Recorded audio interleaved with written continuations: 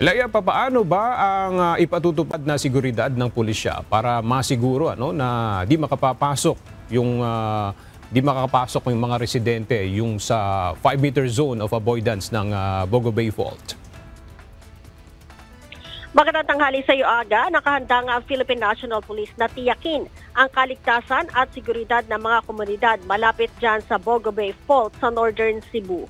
Kasunod ito na rekomendasyon ng Philippine Institute of Volcanology and Seismology na iwasan ang pagtatayo ng mga permanenteng istruktura sa 5-meter radius mula sa magkabilang bahagi ng fault trace. Ang hakbang ng PNP ay tugon sa direktiba ni Pangulong Ferdinand Marcos Jr. sa pamamagitan naman ng DILG na paigtingin ang kahandaan sa sakuna, bawasan ang disaster risk at pangalagaan ang vulnerable communities.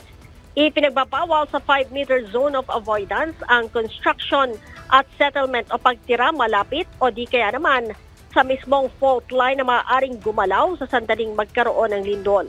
Para matiyak nga aga ang koordinasyon at mahusay na pagtugon dito, nakikipag-ugnayan ang PNP sa PHIVOLCS at iba pang ahensya ng pamahalaan sa pagsasagawa naman ng community mapping, evacuation planning at pagpapatupad ng safety measures at sa 5-meter buffer zone.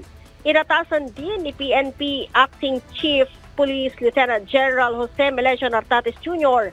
ang pagdideploy naman ng mobile patrols sa itinuturing na high-risk areas para mapigilan ang illegal construction, mabantayan ang pagsunod sa safety regulations at mapanatili ang kapayapaan at kaayusan sa lugar na ipinagbabawal o pinagbabawalang mapasok.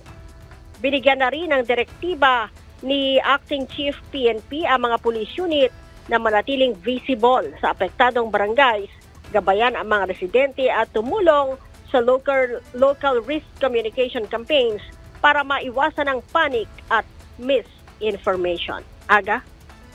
Maraming salamat, Lea Ilagan.